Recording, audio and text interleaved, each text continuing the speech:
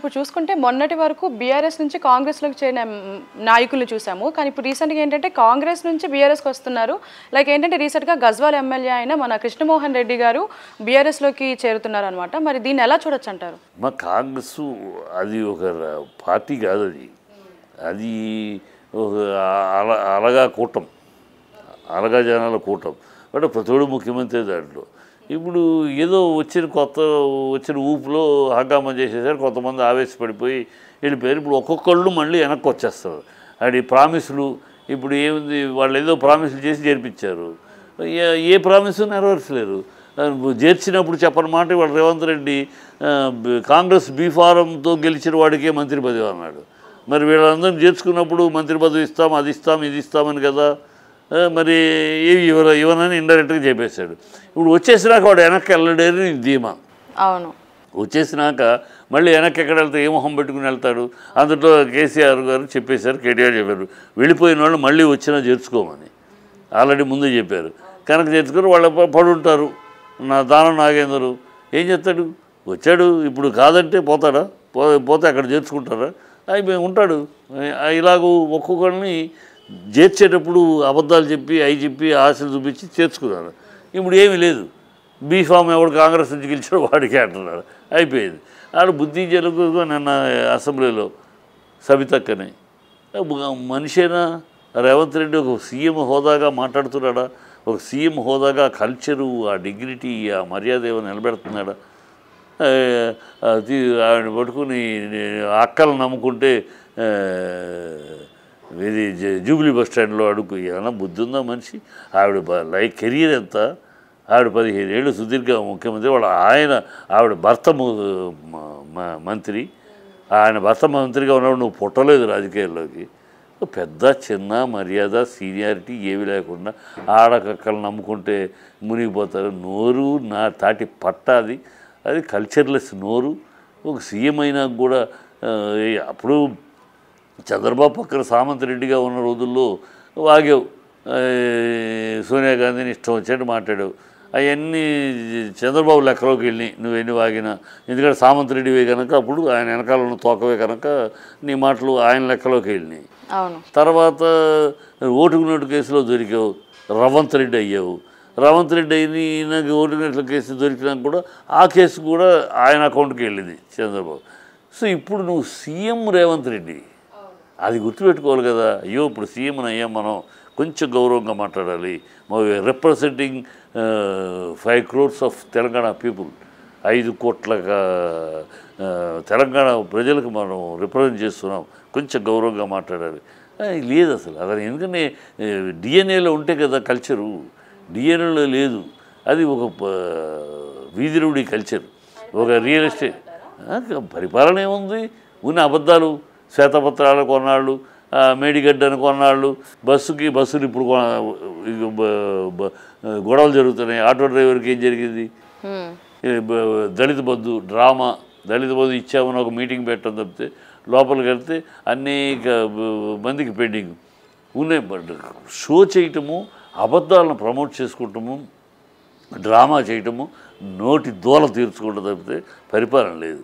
నోటికి వచ్చినట్టు మాట్లాడటం, పేగుల మెడలో వేసుకుంటా. ఎవరైనా విన్నామా ఇంతవరకు సీఎం అని మాట్లాడటం? కేసీఆర్ మాట్లాడారు, ఎప్పుడు ఉద్యమం టైంలో మాట్లాడారు. ఉద్యమ పోరాటం మీరు, ఉద్యమ పోరాటప్పుడు మాట్లాడతాం.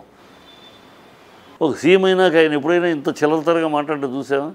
సీఎం అయినాక అసెంబ్లీకి వచ్చి పేగులు మెడలో వేసుకుంటాను, మిమ్మల్ని 20 అడుగులు పాతాళాలు తొక్కుతాను, ఎవరన్నా వింటున్నావా? ఇంత కల్చర్లెస్. ఇప్పుడు ప్రజలు ఫీల్ అవుతున్నారు, ఎంత తప్పు చేశావు.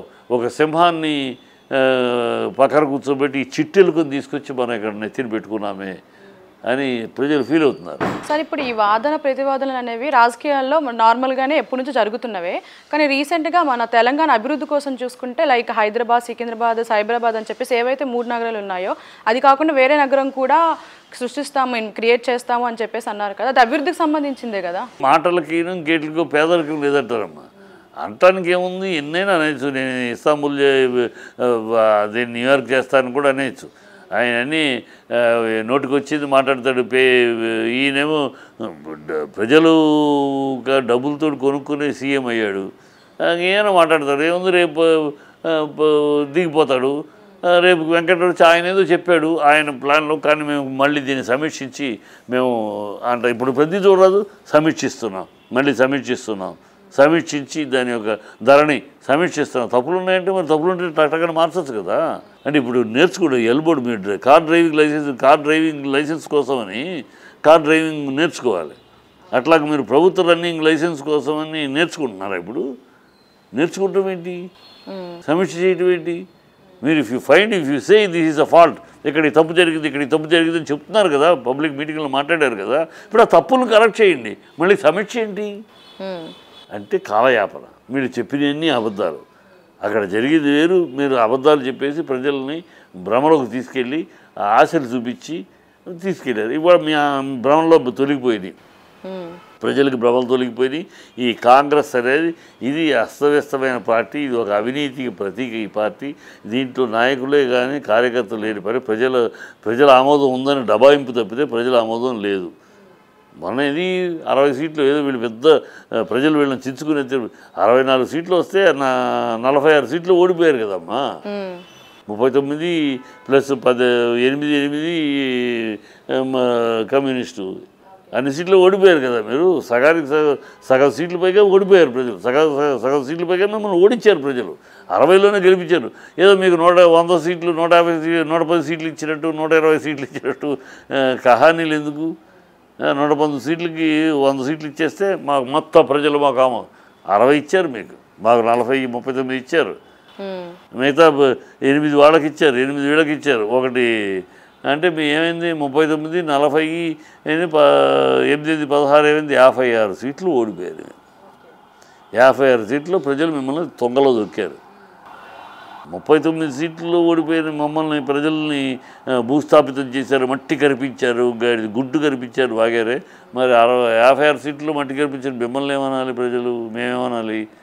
మిమ్మల్ని గోచితో నిల్చోబెట్టారు, మమ్మల్ని బట్టలోడు తీసి బీఆర్ఎస్ని బట్టలోడు తీసి నిలబెట్టారు ప్రజలు అన్నారు. ఏది 39 సీట్లే వచ్చినందుకు. మరి మీకు 50 సీట్లు వచ్చినందుకు మిమ్మల్ని కడ్రాయర్తో నిలబెట్టారు అన్నారా?